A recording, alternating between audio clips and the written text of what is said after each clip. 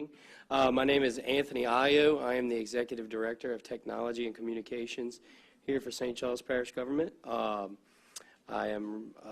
work with IT, GIS, who you'll be hearing from our GIS coordinator in a few moments, and also work with the Public Information Department.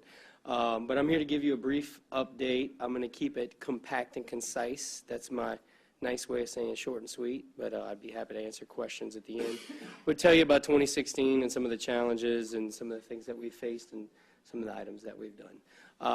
I'd like to start off with recognizing our staff. Besides me, there's three other individuals. We have Eric Dufresne, Kimberly Sheremy, and Abel Dufresne. Eric is our computer systems supervisor. We have Kimberly, who is our information systems specialist, who mainly handles the help desk coordination, and then Abel Dufresne, who is our multimedia/GIS technician. And he, along with Eric, they take care of a lot of the field responsibilities. So let's talk about the beginning of 2016. I started here on January 11th with the new administration, and there were a lot of issues that I heard about leading up to my first days working here. So I was excited for the challenge, one of them being phone and network outages. A lot of my colleagues that are here, that work here every day, can probably vouch to some of the issues that we're still having here. But we're making progress towards it, and I'll talk about that soon. We also noticed that there was a need for a trouble ticketing system. We didn't have a formal way to track documentation on tickets.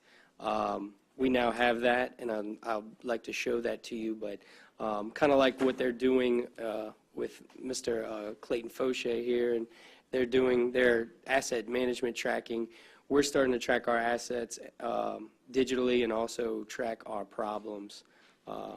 We also are focusing on network security. It's a really big issue. It's something that I guess wasn't focused on previously, so we're starting to dive into that as well. And also I've noticed that there was a need for lack of ownership. We relied on vendors to take care of a lot of things, when realistically we had the capacity and the people and the expertise to be able to learn how to do some of these things. So that was some of the challenges in 2016. So I'll quickly jump into the network issues that we were having. We did an external assessment. We said, okay, we need to have somebody come in and tell us what's going on, because it's just getting out of hand. We quickly realized that our infrastructure was aging. It was very old. We had some new, some old, some inconsistencies, and then you'll start to realize we also had a lack of what's called quality of service, which was causing our phone issues.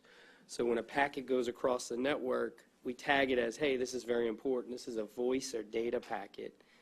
Well, the voice packets were then stripped, and it was no longer important. So the phone calls were dropping out. We were having major issues with that.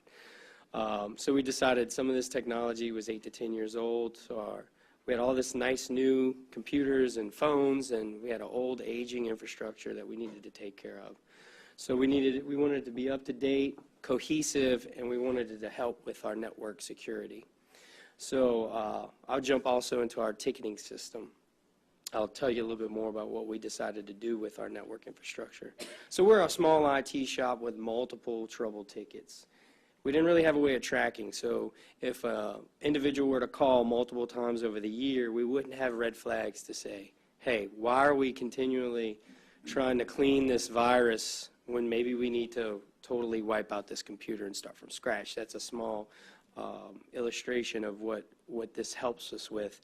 But we also wanted some transparency. We have our vendors that are currently using this ticketing system.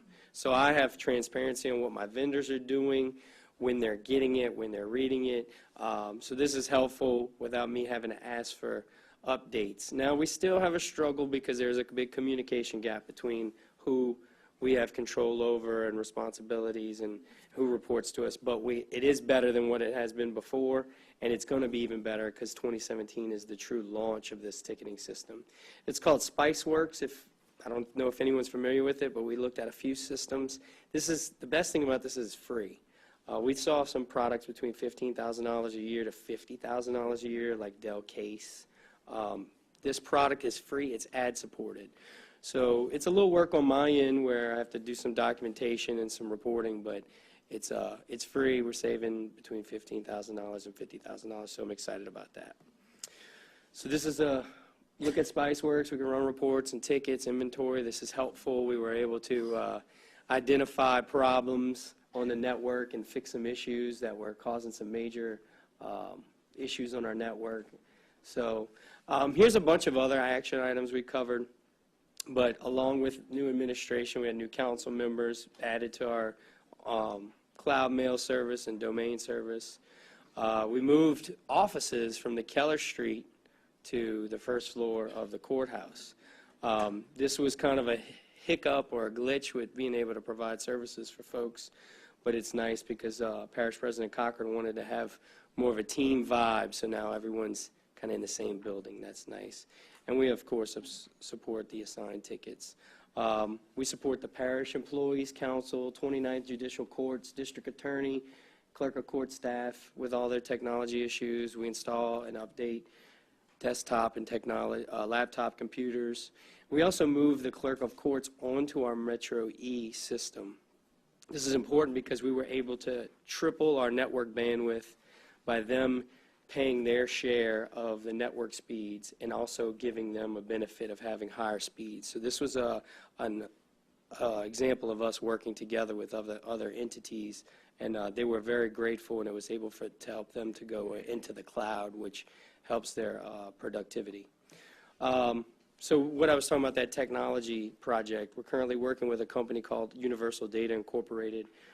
Excellent team, big group of folks that are what I like to call a backstop. Remember I mentioned we wanted to take some ownership of these products?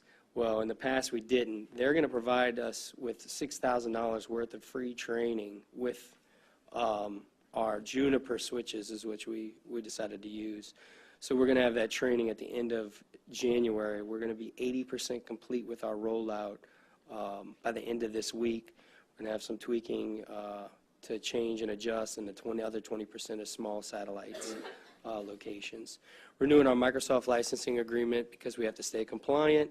We continue to support all the offices with technology issues. Also electronic documentation projects, that's really big now, so we're going to be helping with that. I know our council folks are going to be coming up with that this year.